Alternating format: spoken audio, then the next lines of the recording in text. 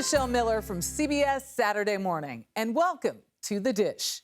Today, we explore 4 restaurants across the Northeast United States serving up familiar dishes such as fried chicken and pasta like you've never seen them before.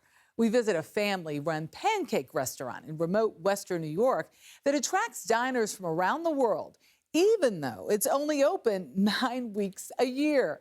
And we meet Vermont's first James Beard award-winning chef who serves the home-style recipes she grew up with in northern Thailand. But we begin in New York City at Kokodok, a combination of the French and Korean words for chicken. Restaurateur Simon Kim pairs lowbrow food like the chicken nugget with highbrow touches including caviar and champagne. Dana Jacobson visited for a bite.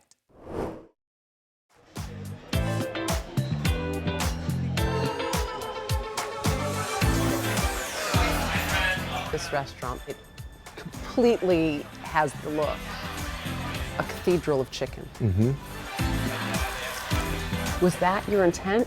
That was my intent. I love fried chicken. Dana, do you like fried chicken? I love fried chicken, yeah. Who doesn't?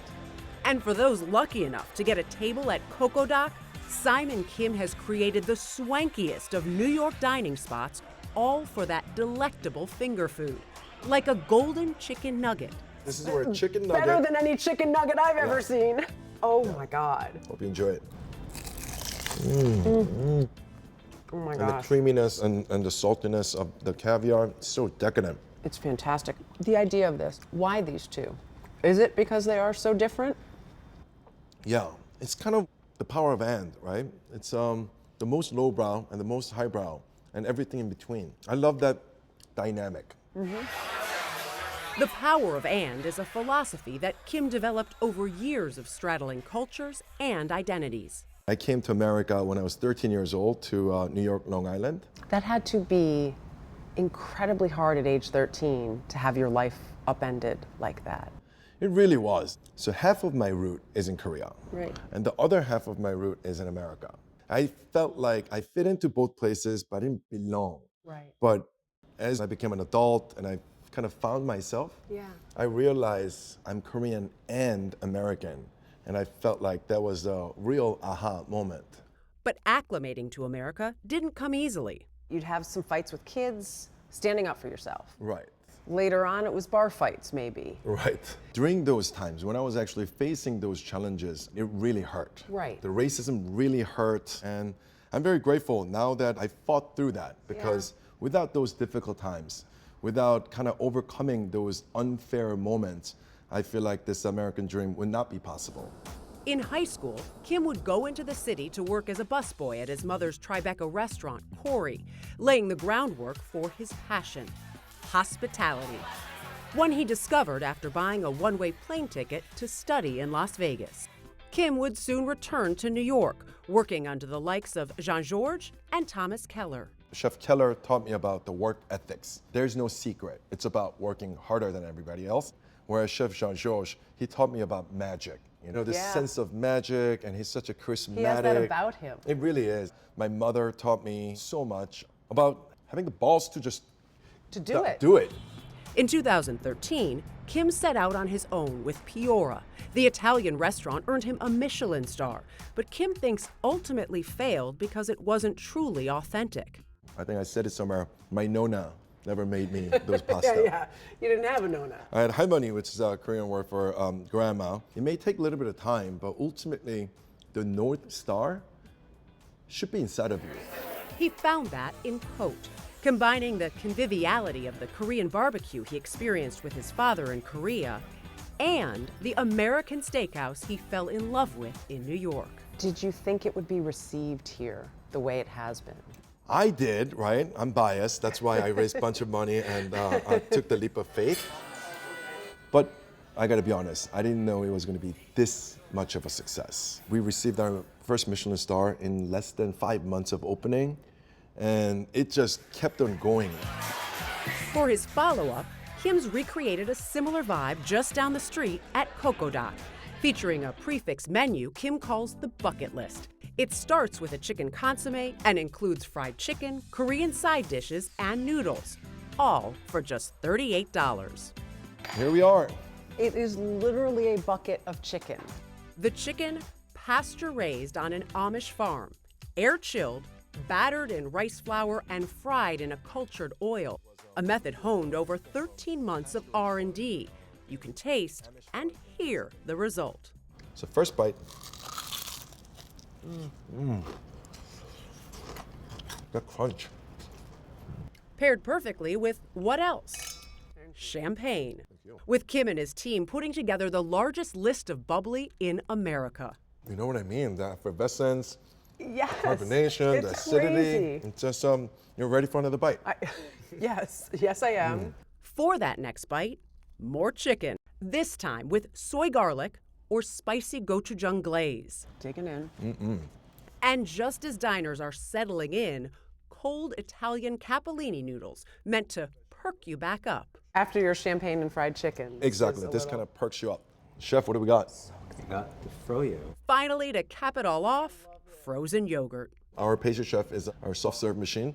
And I also love highbrow, lowbrow moment. And some people think it's a little weird that the restaurant of our caliber serves our soft serve in a paper cup. With the wooden spoon. Yes. It's the greatest. It Are really you kidding is. me? This is a moment of childhood right Exactly. That nostalgia to me is so special. And I wanted to make sure this fried chicken, whether that is a steakhouse dinner, fried chicken dinner, ends with something that it makes you giggles. And so I love it brings a little bit of giggle. It's lighthearted here. Mission and it's refreshing. accomplished. Yeah. Up next, what do you get when you combine Japanese cuisine with Italian food? A delicious trend gaining popularity in the U.S. At New Jersey's Pasta Ramen, you won't find straight Japanese or Italian food. Instead, you'll find a combination of the two. Wafu Italian has been popular in Japan for decades. Now this fusion of flavors and ingredients is growing in the U.S., enticing diners with dishes like mochi carbonara ramen. Nancy Chen sat down with Chef Robbie Felice to hear why he wants to give diners pause before digging in. In this kitchen, a melding of tastes and techniques from thousands of miles apart. Ramen shrimp scampi with ponzu, tonkatsu bruschetta, and pork chop scallopini. Curiosity alone about Japanese-style Italian cuisine, known as Wafu Italian, had diners buzzing here in Montclair, New Jersey, where as they step inside Pasta Ramen, they walk onto the streets of Tokyo. Service. Chef Robbie Felice. When we hear the name pasta ramen, it's not like you're just making Italian recipes with ramen noodles. No, absolutely not. What the 32-year-old is making is fueling the fight for reservations months in advance.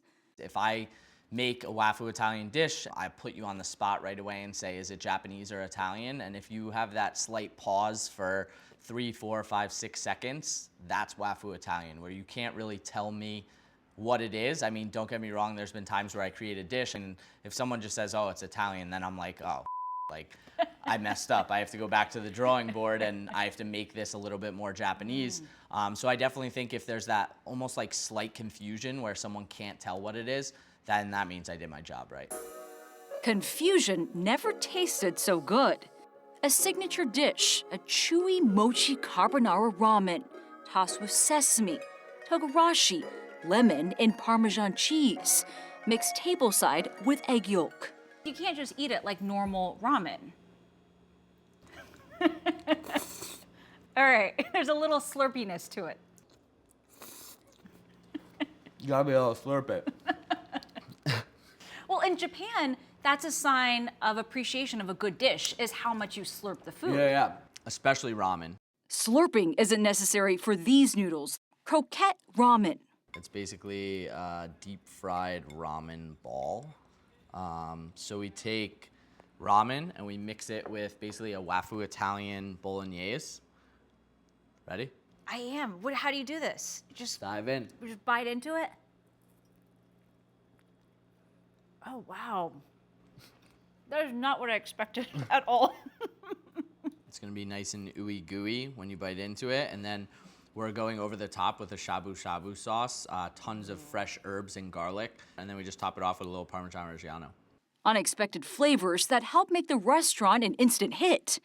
After training in 2 Michelin-starred kitchens, Felice, a James Beard nominee, was inspired to start Wafu Italian pop-ups before throwing open the doors to pasta ramen earlier this year. It's part of a wave of Wafu Italian restaurants showing up across the country. They've been opening to great acclaim in the past couple years especially. There's also inspiration from Italy's Italian-Japanese cuisine. That's where Felice first encountered it while training in kitchens. You tried this food for the first time and you thought, I gotta do this. Yeah, I mean, at the time, I wasn't thinking anything of it. I was young, probably thinking about what am I gonna eat today because I have no money, just traveling around Europe. But I definitely tried dishes in Italy that had Japanese influences or Asian influences, but never really thought anything of it. Just like, oh, this is cool. They're putting yuzu on a crudo in positano. Obviously there's not yuzu here, but they're doing it.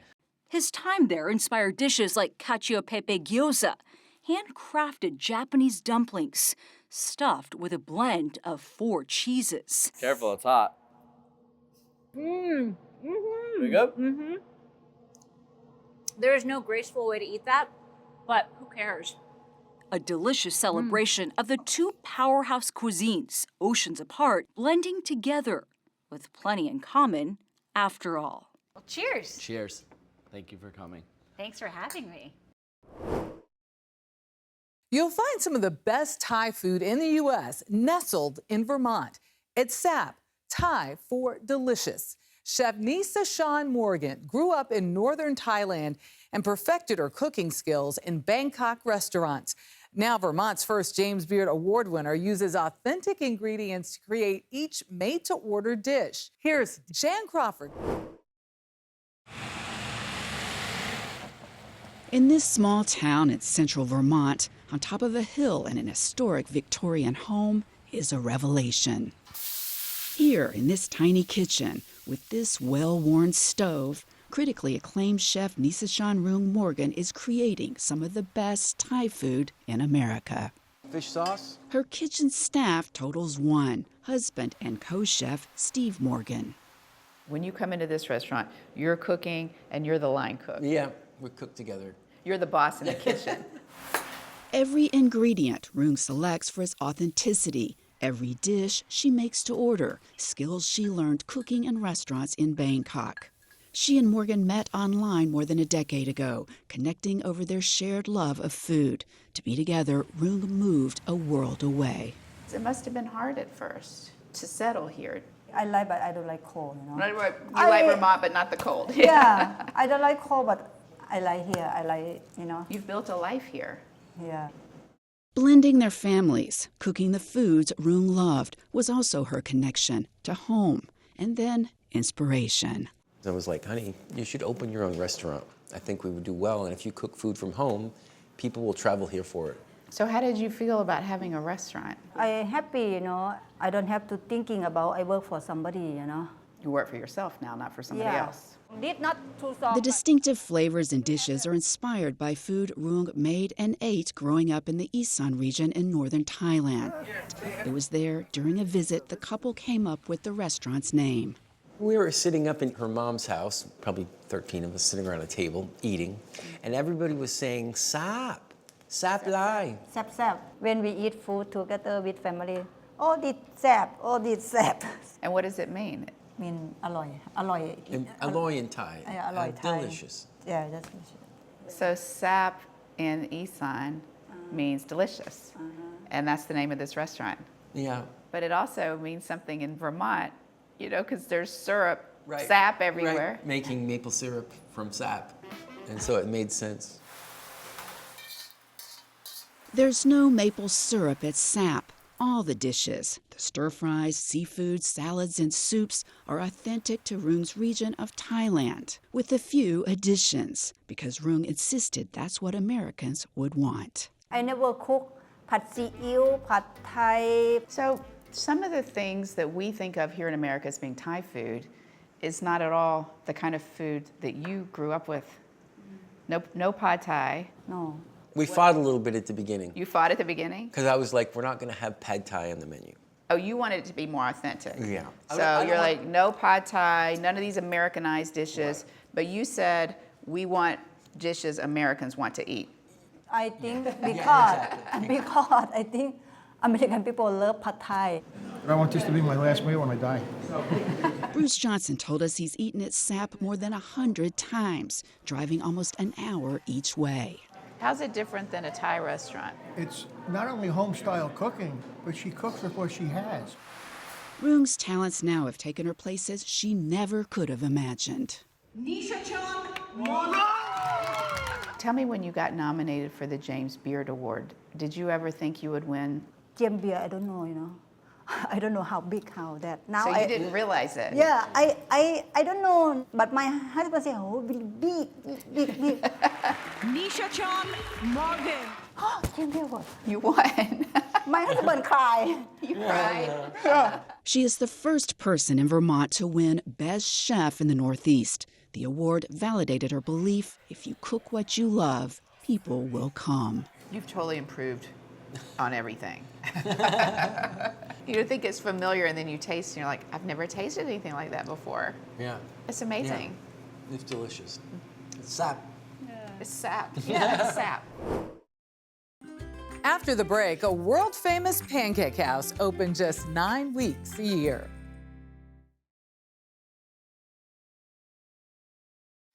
Cartwright's Maple Tree Inn in Western New York has been serving their famous buckwheat pancakes and fresh maple syrup for over 60 years. But the family business didn't start with a restaurant. The Cartwrights have been selling maple syrup since the 1850s. That's why they're only open 9 weeks a year, during maple syrup topping season. Nancy Chen sat down with 2 generations of the Cartwright family, matriarch Virginia and her daughter Rhonda, to learn why the business still thrives. At Cartwright's Maple Tree Inn in the village of Angelica, New York, the maple syrup flows freely and the pancakes sell like, well, hotcakes. Despite being more than an hour away from the nearest city, the restaurant has been attracting customers near and far since 1963. Pancake, sausage, and the 2 eggs. Lines wrap around the entrance even before opening, all eagerly awaiting the family recipe. Is it a secret? Yes. Can you Very give me much so. any hints? No. We sat down with 2 Cartwrights, Rhonda Cartwright Amadon and her mom, the family matriarch. Can I help? Nope. At 92 years old, Virginia Cartwright still leads the breakfast spot her late husband Ronald founded more than 60 years ago. It just gives you a warm feeling, to think that you've got a product that people will drive this far to have a taste of it. Since opening, the menu has remained simple and affordable, rich in tradition. Their famous maple syrup, tapped and produced on site, poured over endless plates of all-you-can-eat buckwheat pancakes. With 1,200 visitors on their busiest days, it takes Rhonda only 3 minutes to make 100 pancakes. Have you been surprised by how much someone can actually have? Definitely. I can't predict. I have had elderly ladies sitting at the counter, and I think that they will, I figure maybe they'll eat one more. Sure. 16. 16. So I've learned to never underestimate somebody on how much that they will eat. What makes these pancakes perhaps even sweeter is knowing they're limited edition. The Maple Tree Inn is only open 9 weeks out of the year to coincide with the maple syrup season from February to April. And for those 2.5 months, it's all hands on deck for the Cartwrights. 4 generations coming together to pitch in, and everyone has a job. Yes, 3rd generation, and she's 4th. Everybody is sacrificing something to be here and to do this, but when you hear a customer say, thank you for being here, thank you for doing this, I got to bring my great-grandchild today, it's like, how can you not do it?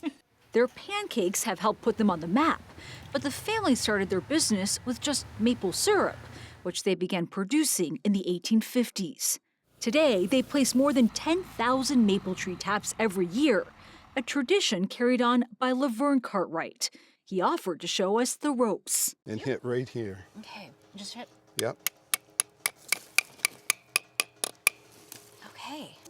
Oh, this one's ready. Yeah, it has a lot of sap coming out.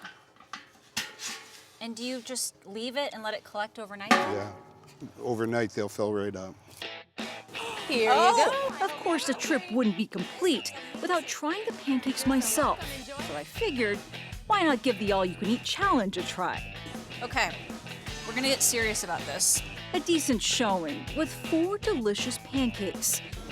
Everything is so good. Enough to realize the magic of Cartwright's goes far beyond the plate, and enough to count myself among the hundreds of thousands of satisfied customers. Virginia, do you think you've served everyone in this county? Well, I thought I'd served everybody in the United States, but I guess there's a few I haven't. But you will? Yes. We'll keep going till we do. For more stories like these and live coverage of breaking news, stream us right here on CBS News 24/7. I'm Michelle Miller. We'll see you next time for another helping of The Dish.